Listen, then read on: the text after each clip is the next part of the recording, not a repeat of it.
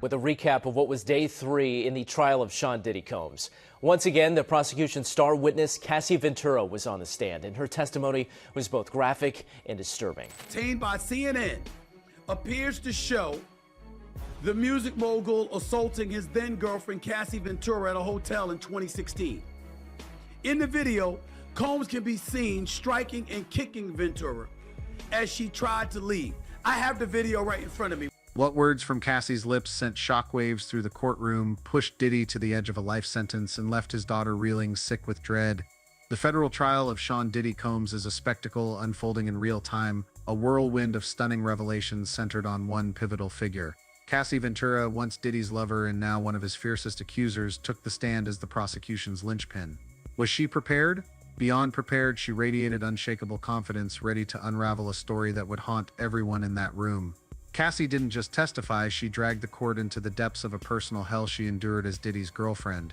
This wasn't merely about the brutal violence captured in that 2016 hotel video the world already knew. No, she peeled back layers of something far darker, twisted games and secret parties so depraved they defy imagination. Then came the names. Names of those allegedly coerced, drugged, and filmed, their identities spilling into the open like a dam breaking. The courtroom held its breath as each revelation landed heavier than the last. Just a few feet away sat the man who forged the Bad Boy Records empire, once hailed as hip-hop's untouchable king.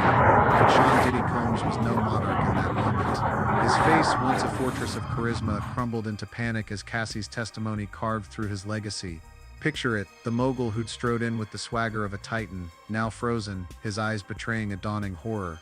These accusations, backed by the evidence Cassie clutched, texts, recordings, perhaps more, could lock him away for life, his empire reduced to ash. If you thought this scandal was just a publicity stunt, listen to Cassie's own words. Who was forced into what? Who supplied the drugs? Who filmed those sick games?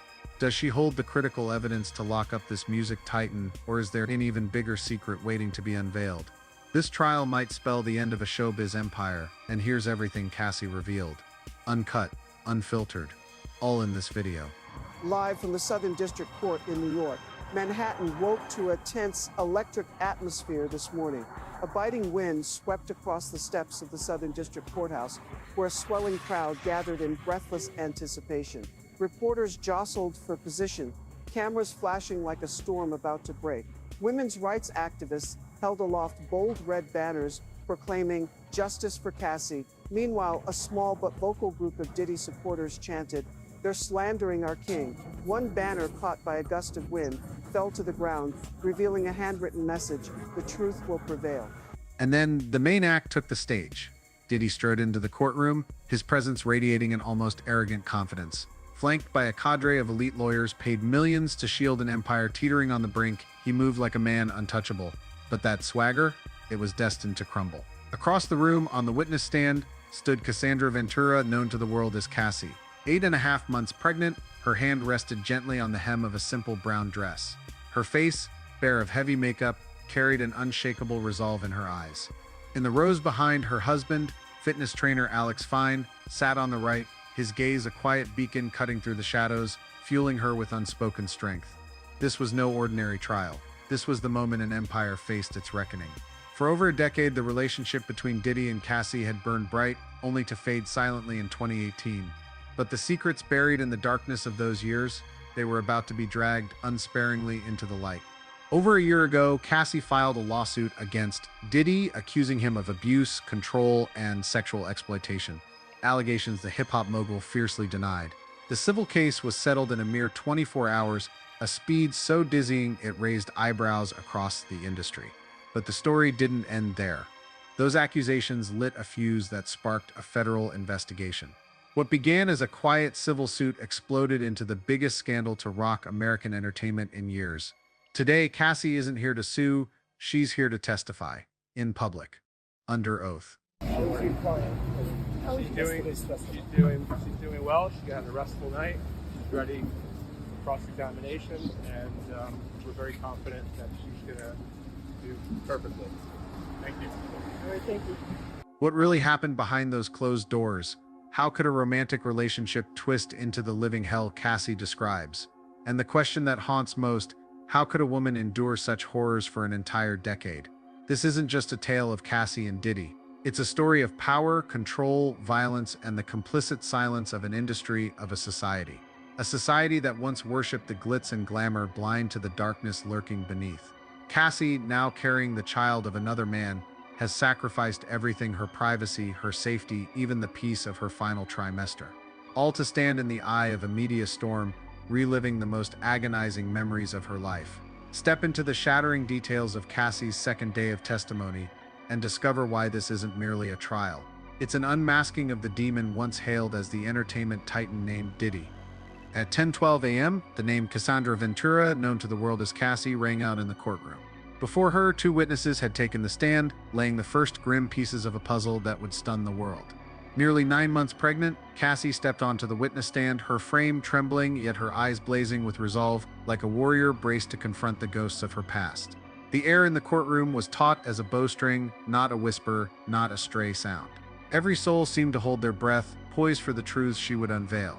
Everyone was leaning in and focusing and watching this video. Literally, you can hear a pin drop in that courtroom. The panel of jurors began with gentle questions, as if to steady Cassie before plunging into the heart-wrenching details that lay ahead.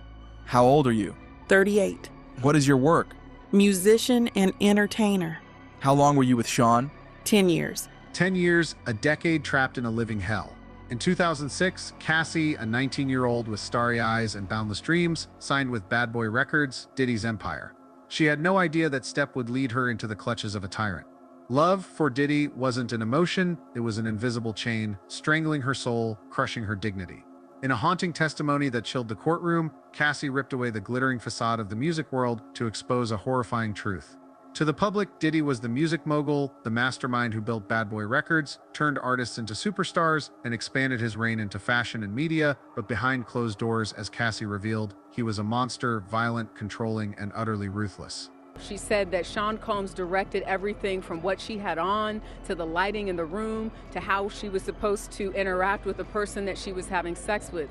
Diddy held Cassie's life in a vice grip, dictating every detail: the color of her nails, white French style, the cut of her hair, even the way she spoke to others, especially in the bedroom. The freak-offs, those sordid gatherings she was forced to endure, weren't her choice. They were Diddy's twisted pleasure, watching her with other men, not because she desired it, but because she was too young, too naive, desperate to please the powerful man who controlled her career with an iron fist. Let me show you a video. Where is this? The Intercontinental in Los Angeles. It was after a freak-off. What does that entail? The hiring of an escort, setting it up. How did you feel when he first asked for it? Confused, nervous. I wanted to make him happy. Did you agree to one when he first proposed it? Yes. Then there were more. It wasn't something I wanted to do, at least not that frequently. Just 6 months after meeting Diddy, Cassie was dragged into the sinister underworld of freak-offs, depraved marathons stretching 36 to 96 hours, sometimes 4 relentless days. These weren't rare indulgences, they were a weekly ritual staged in opulent hotels like the Intercontinental, Trump Gramercy, or Mandarin Oriental under aliases like Jackie Star or Frank Black, cloaking their darkness in false names. Combs suggested hiring an escort to have sex with her while he watched. My stomach churned, Ventura said. I was confused, nervous, but also loved him very much and wanted to make him happy. Cassie described hotel rooms drenched in blood, urine, and so much baby oil that the judge had to halt the prosecutor's questioning. She was forced to recruit escorts through Craigslist or Backpage, men like Clayton Howard or The Punisher, and perform with them in warped scenarios scripted by Diddy himself. Every detail was his to command: the flicker of Glade candles, the room's precise temperature, Johnson's baby oil for a glistening effect, and Astroglide lubricant. If we ran out, I had to call the front desk and tip them, she recounted, her voice flat, as if reciting a nightmare she couldn't escape. Cassie revealed how Diddy coerced her into taking ecstasy, cocaine, Molly, GHB, Special K, and mushrooms to keep her awake through those endless days. I vomited from ecstasy and MDA, she said. GHB made my heart race. I hated it. Sometimes Diddy watched via FaceTime, treating her like a toy in his twisted game. I felt disgusted, she confessed. Too much in my mouth. I was choking. Once candle wax was poured onto her skin. I didn't want it, she insisted, her hands cradling her pregnant belly as if shielding her unborn child from the horrors of her past. The breaking point came one night in Las Vegas in 2010. High on ecstasy, Cassie lay on the hotel floor, dim lights casting an eerie glow. Diddy and an escort stood over her, urinating on her face. I was gagging, she sobbed, her voice breaking. I felt filthy, worthless. But if I refused, he'd beat me. The courtroom fell deathly silent, even veteran reporters frozen by the ghastly truth. Cassie admitted she once looked forward to the freak-offs, not for pleasure, but because they were her only moments alone with Diddy. I loved him, she choked out. I thought it was how to make him happy. Her confession laid bare the cruel psychological manipulation she endured, young and naive, in the grip of a predator. Did you want to stop? Yes, I was humiliated. I didn't have those words then. I couldn't talk to anyone about it. Did you tell him you didn't want to? Yes. Why did you feel you couldn't say no? I didn't want to make him angry or upset after he'd shared this part of himself with me. Fear became her constant companion. Diddy recorded the freak-off videos, wielding them as a blackmailer's weapon to keep Cassie in chains. A 2010 email laid bare in court showed her pleading to stop, but Diddy's response was a chilling threat he'd leak the videos online. I deleted them from my devices, she said, her voice heavy with disgust. They were vile. Yet she lived in dread, unsure if Diddy still held those damning files. Cassie also revealed how he menaced her family, vowing retribution if she dared speak out. Did you get in arguments? Yes, it would result in dragging. What else did he do? Me in the head if I was down. How frequently was he? Too frequently. I would get black eyes and... The horror didn't stop at sexual abuse and control. For 10 long years, violence was Cassie's constant shadow. Where he would mash my head, knock me over, drag me, kick me. Cassie's voice trembled as she recounted a nightmare of brutality, a relentless storm of violence that left her broken. She spoke of savage beatings, her head smashed, her body dragged across floors, kicked, stomped, hurled against walls, shoved down stairs, and choked until the world faded to black. Each blow wasn't just physical, it carved scars into her soul, wounds that time could never heal. But one memory burned brighter than the rest. A haunting nightmare from 2012 at the Four Seasons Hotel that Cassie said she'd carry forever. It started innocently enough, an industry after-party buzzing with music and power. Then Diddy's rage ignited. Why? Because Cassie dared to speak to another music executive. That famous red carpet smile vanished, replaced by a snarl. He grabbed her arm so hard it left marks, hissing threats in her ear while flashing charm to the crowd. Picture it. A man who owned every room he walked into, dragging her through the hotel lobby like a possession, her pleas drowned out by the clatter of wealth and fame. Hotel security approached, their eyes widening as they recognized Diddy. "Everything okay?" one asked. A nod from the mogul and they melted away, leaving Cassie alone in his grip. No one asked her if she was okay. Up in the room, the mask was gone. A champagne bottle flew past her head, shattering against the wall. Lamps smashed, tables flipped, the room torn apart in his fury. For over 48 hours she was a prisoner, her phone snatched, her freedom stolen, threats ringing in her ears if she dared call for help. "I thought I was going to die that night," she whispered, her voice so soft the courtroom leaned forward, hanging on every word. The next morning, in the dim light of a bathroom mirror, she snapped photos, bruises snaking across her arms, a split lip, a neck red with violence. "I took them because I was afraid no one would believe me," she said, her words cutting through the silence. Then came the 2016 surveillance video, projected for all to see. Grainy footage showed Diddy dragging Cassie down a hotel corridor, her body limp, her fight fading. The prosecutor's voice was sharp. "Where is this?" "The Intercontinental," Cassie answered, her voice steady now. "That was the night I tried to escape. I reached for the hotel phone. He ripped it away, took my bag, everything." The photos she took afterward, raw, desperate images of bruises and a torn lip, hit the jury like a shockwave. One female juror covered her mouth, stifling a gasp. Two male jurors turned away, unable to face the truth, staring back from the courtroom screens. "I took them because I was afraid no one would believe me," Cassie repeated, her words a quiet but unshakable indictment. In that moment, the untouchable king of music looked small, his empire crumbling under the weight of her truth. Cassie didn't just bring her story to the courtroom. She brought an arsenal of evidence meticulously gathered in secret over years. Text messages, emails, photos, audio recordings, each one a dagger aimed at Diddy's carefully crafted empire. In them, he was both contrite and menacing, apologizing for brutal beatings in one breath, threatening to torch her career in the next. One message laid bare his desperation, a staggering $2 million offer for a clean break, a bribe to bury the past and keep her silent. But the real shock? Messages from A-list stars, a chart-topping rapper, a beloved pop diva, a veteran producer, all expressing horror at what they'd witnessed. Their words shredded Diddy's public claims that no one ever saw him do wrong, exposing a truth the world hadn't seen. The prosecution didn't hold back, reading Diddy's chilling threats aloud. Demands for Cassie to recruit other women. References to hidden cameras capturing it all. Photos of her injuries corroborated by friends flashed on the screens, each bruise a silent scream. Hospital records under a false name and flight logs tying Diddy to the infamous freak-off parties, complete with hired escorts, wove a damning web.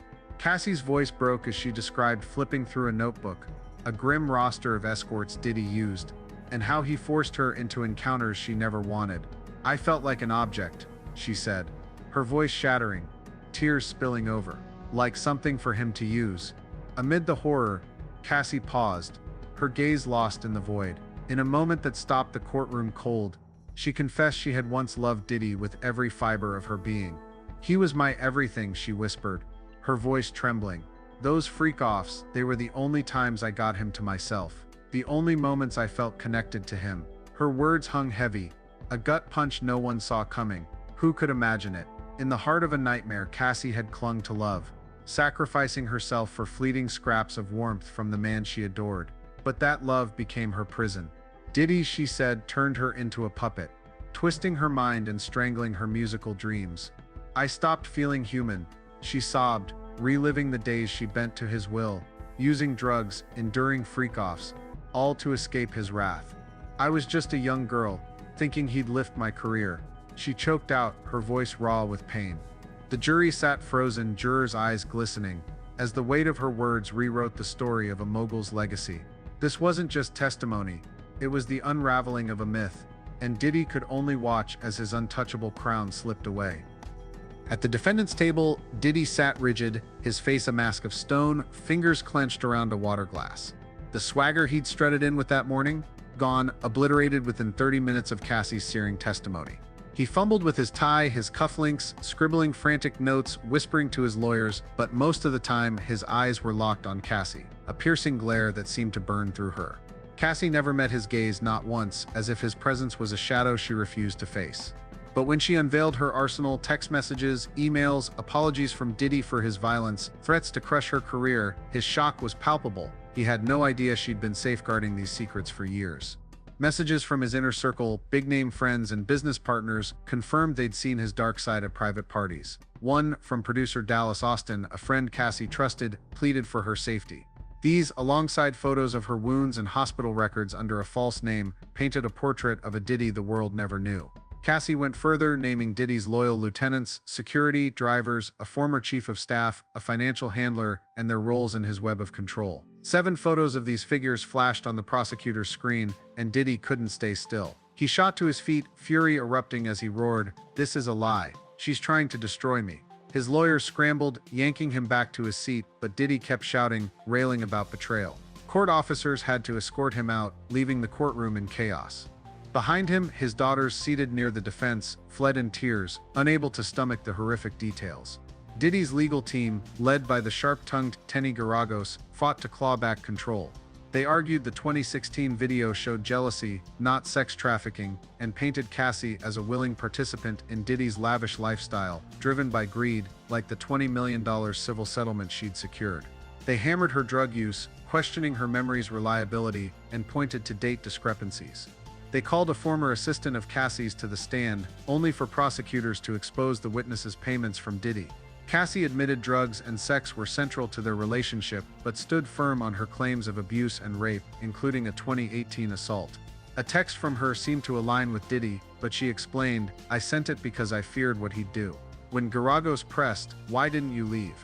Cassie's answer silenced the room, "Because he threatened my mother would disappear."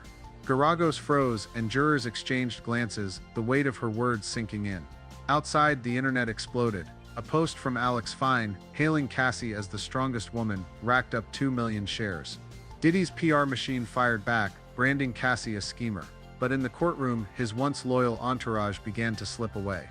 As evidence piled up, texts, photos, recordings, they quietly exited, leaving Diddy nearly alone, just him and his lawyers against a tidal wave of truth. The man who'd ruled an empire now looked like a king dethroned, his legacy unraveling with every word Cassie spoke. Cassie's testimony stretched beyond 4 grueling hours, punctuated by pauses as her pregnancy weighed on her. Tears streamed down her face as she spoke of the freak-offs and the misguided love she once poured into Diddy, the man she called Pop Pop, who nicknamed her CC. "I did it to make him happy," she said, her voice breaking, raw with emotion. Now nearing 40, she looked back on a younger self, trapped, powerless, a girl stripped of control. "I thought I'd never escape," she confessed, "but today I'm done staying silent." The prosecutors hammered the stark power imbalance. Cassie, a 19-year-old aspiring singer, pitted against Diddy, a 37-year-old titan who held her career and finances in his grip. They unveiled evidence of Diddy's inner circle, bodyguards, and HR chief enablers who helped him tighten his control. "If I didn't answer his call right away, someone would show up," Cassie said, her voice trembling as she glanced at photos of the guards. The prosecution's case was clear. This wasn't just domestic abuse, but a criminal enterprise, with Diddy at its core wielding fame and power to orchestrate a 2-decade web of exploitation. As Cassie stepped down from the witness stand, supported by her husband Alex, her eyes were weary but free of fear. Gone was the naive 19-year-old who'd entered Diddy's world. Today, she's a wife, a mother, expecting her 3rd child, living a quiet life with Alex, who often shares his love for her on Instagram. "She's the greatest mother," he once posted, and now in the courtroom, he was her rock, unwavering at her side. The Cassie of 2025 is a far cry from the Cassie of 2006, a rising R&B star once compared to Ciara and Rihanna. Her debut album, produced by Ryan Leslie, cracked the top 20, but then, nothing. "I kept waiting," she said in her testimony, "but the freak-offs held my career hostage." A 10-album deal with Bad Boy Records yielded just 1 release, and Cassie faded from the spotlight, resurfacing only briefly on red carpets or in a Nicki Minaj track 6 years later. Beyond the courtroom, social media erupted. Hashtags like Cassie Speaks and Diddy Trial trended worldwide. Artists like Kalani demanded the music industry take accountability, while rumors swirled about others like Meek Mill allegedly tied to the freak-offs, though no concrete evidence has emerged. But inside the courtroom, Cassie was the focal point. Alex's gaze never left her, a beacon of light piercing the darkness of her past, guiding her through the storm of memories. The story of Cassie and Diddy is a stark warning. Not every relationship draped in glamour is true love. When power is twisted to control and suffocate another, it ceases to be love, it becomes oppression. Cassie made the courageous choice to step out of the shadows and speak her truth, not just for herself, but for thousands of silent victims still trapped. And once the wheels of justice begin to turn, they don't stop easily. As day 2 of the trial drew to a close, the man who strode into the courtroom as music's untouchable king left looking like a defeated general. His security team, once a fortress around him, couldn't shield him from the storm that raged inside that courtroom. The evidence, the testimony, the recordings, they painted a picture no one could unsee.